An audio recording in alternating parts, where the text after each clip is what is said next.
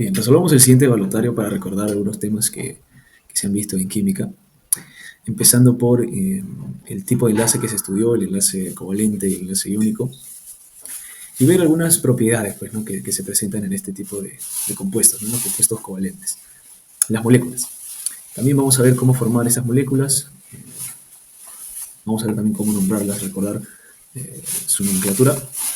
Y vamos a empezar primero marcando la alternativa correcta, ¿no? La número 1 y 2.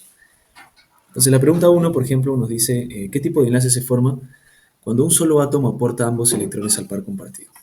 Bueno, cuando dos átomos, ¿verdad?, que son no metales, se unen para formar compuestos covalentes, ¿no?, moléculas, lo que sucede es que se empiezan a compartir electrones, ¿no? Entre ellos donan electrones para poder ser compartidos. Pero van a haber situaciones en las que un elemento done el par de electrones que se van a usar para formar el enlace, ¿no? Entonces, cuando ocurre eso, se dice que ese enlace es un enlace covalente dativo, ¿no?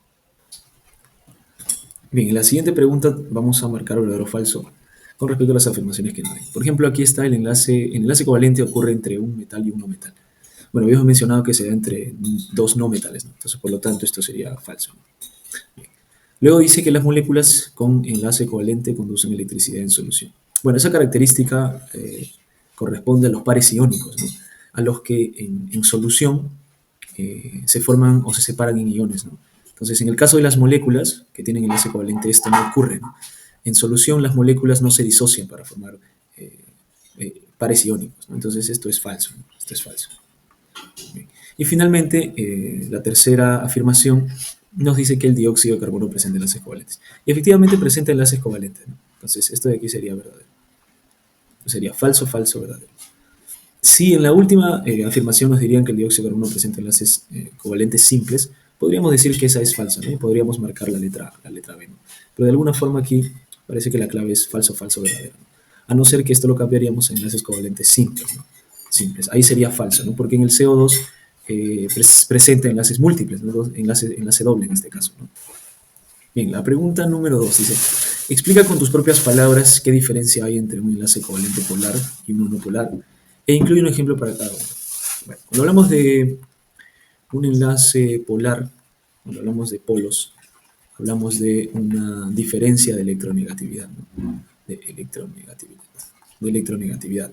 Entonces, hablamos de polos, ¿no? Se van a generar ciertos polos en el compuesto covalente, en la molécula, va a haber una zona que tenga una carga relativa o aparente positiva y otras zonas donde la carga aparente o parcial sea negativa.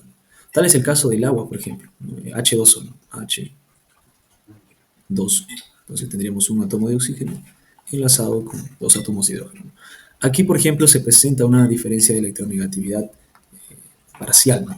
Entonces, el oxígeno, por ejemplo, se carga parcialmente de forma negativa, mientras que los hidrógenos parcialmente de forma positiva. Y eso se demuestra en los experimentos, ¿no? Cuando vemos que cuando tenemos el agua, ¿no? El agua, y hacemos cargar eléctricamente a una varilla de plástico, vemos que el agua se puede curvar, ¿no? Y eso demuestra que las moléculas del agua presentan esa diferencia de electronegatividad parcial. Entonces, este tipo de moléculas decimos que son moléculas polares. Bien. Luego tenemos por otro lado las moléculas no polares o apolares, ¿no? No polar, no polar. En este tipo de moléculas no hay presencia de una diferencia de electronegatividad, ¿no? O sea, no hay cargas parciales en ninguna zona, ¿no? Y esto se debe a que la electronegatividad de los átomos o elementos que están formando el compuesto eh, van a tener una electronegatividad similar, ¿no? Por ejemplo, un ejemplo, ¿no?, que se ve siempre es cuando dos átomos del mismo elemento se unen, ¿no? Por ejemplo, la molécula del oxígeno, ¿no?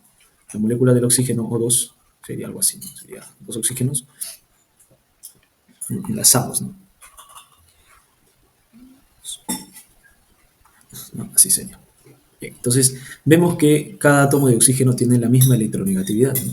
Entonces, no va a haber una diferencia de electronegatividad, no va a haber una carga parcial en ninguna zona, entonces va a ser una molécula no polar. Y generalmente así, ¿no? Las moléculas que presentan, o mejor dicho, todas las moléculas que están formadas por un mismo elemento, o sea, átomos de un mismo elemento, decimos que son moléculas no polares, ¿no? Por otra parte, en la número 3 nos pide determinar la estructura de Lois de estos compuestos, del NH3, también del HCl, del SO2, del HNO3 y CO, ¿no? Entonces, vamos a ver, ¿no? Vamos a ver esas estructuras del amoníaco, de cloruro de hidrógeno o ácido clorhídrico, ¿no? En el caso de que esté en solución acuosa, del dióxido de azufre y del ácido nítrico, ¿no? Del ácido nítrico y también del monóxido de carbono. Entonces vamos a ver estos compuestos y vamos a ver cómo es que se forman. Entonces, para formar, por ejemplo, vamos a empezar con el NH3. Hay varias formas, ¿no?, de hacerlo, ¿no? Hay una forma matemática, hay una forma de simple inspección. Entonces vamos a tratar de agilizar e intentar hacerlo por simple inspección. Entonces, por ejemplo, empecemos con el amoníaco, ¿no? El amoníaco. NH3. Entonces debemos recordar la valencia de cada átomo, ¿no? Por ejemplo, de cada elemento, ¿no? Por ejemplo, el nitrógeno, ¿verdad?, tiene una valencia de 5, ¿no? 5, está en el grupo 5, así que tiene una valencia de 5. Entonces, como tiene 5 electrones de valencia, le faltan 3 para formar el octeto, ¿no? Entonces, cada hidrógeno, como son 3, va a compartir su único electrón de valencia que tiene, pues el hidrógeno, ¿no? Entonces lo van a compartir. Entonces, alrededor del nitrógeno, ¿verdad?, van a estar justamente 3 hidrógenos, ¿no? 3 hidrógenos y cada uno va a compartir electrón con el nitrógeno.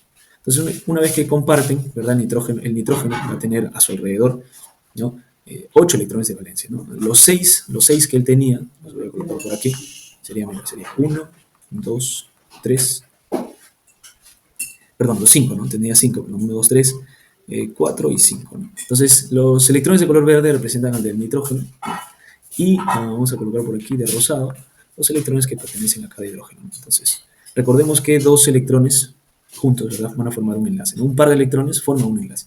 Entonces, más o menos sería así, ¿no? O sea, alrededor del nitrógeno ya hay 8 electrones de valencia, ¿no? Y alrededor de cada hidrógeno hay 2, ¿no?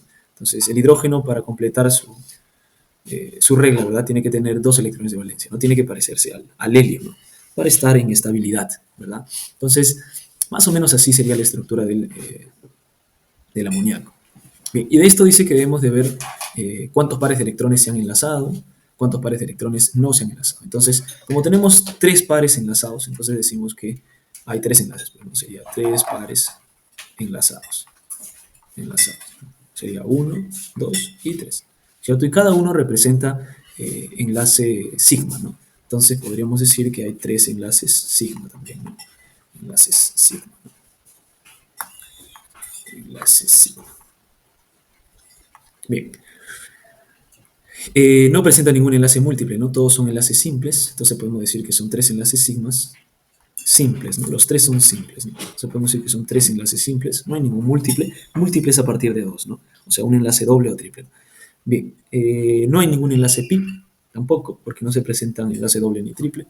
Y luego finalmente podemos decir que hay un par de electrones no enlazantes, ¿no? O sea, un par libre, ¿no? Un par de electrones no enlazantes. Entonces, cuando hablamos de no enlazantes, nos referimos a justamente esos electrones que están libres, ¿no?, que no forman parte de un enlace, pero que son electrones de valencia, en este caso del nitrógeno, ¿no?, porque el nitrógeno tiene 5. Entonces, 3 están compartiéndose con cada hidrógeno, ¿no?, uno para cada hidrógeno, y los otros 2, porque el nitrógeno tiene 5, los otros 2 no forman ningún enlace, son un par libre, ¿no?, y se le conoce como electrones no enlazantes, ¿no? Entonces, tendríamos un par, ¿no?, o sea, dos electrones no enlazados, o sea, un par no enlazante. Bien, lo mismo tenemos que hacer para el caso de HCl. Entonces, vamos por aquí, HCl. Bueno, el cloro tiene 7 electrones de valencia, ¿no? Entonces, solamente necesita que el hidrógeno le comparta su único electrón, pues, ¿no?, que tiene. Entonces, solamente va a haber un enlace entre ellos, ¿no? El hidrógeno, voy a colocar por aquí, va a tener su electrón de valencia, que va a estar en el enlace, y el cloro también va a donar o va a compartir su electrón, que le he colocado X. Entonces, el cloro tiene 7, ¿no? Entonces, si uno ya está en el enlace, pues faltan 6, ¿no? Entonces, coloco los otros 6, ¿no? Coloco los otros 6 a su alrededor. Bien, entonces más o menos esa sería su estructura. Y también veríamos cuántos pares no son enlazantes, cuántos sí se han enlazado, ¿verdad? Si son enlaces simples, múltiples, si son enlaces pi o sigma. Entonces, rápidamente podemos decir, ¿no? Podemos decir que hay, como son 6 que no se han enlazado, entonces podemos decir que hay 3 pares no enlazados. 3 pares no enlazados, no enlazantes, ¿no? Bien, podemos decir que sí hay un par enlazante porque hay un enlace, ¿no? Justamente es este enlace, ¿no? Entonces podemos decir un par enlazante. un par enlazante. Y ese par es simple, ¿no? Ese par es un enlace simple y además es un enlace sigma, pues, ¿no? Sí, no hay presencia de enlaces pi porque no hay doble ni triple, ¿no? Listo, nada más, ¿no? Solamente es eso. Si es simple y si es pi, ¿no? Entonces hay un enlace simple que también es el enlace sigma, ¿no?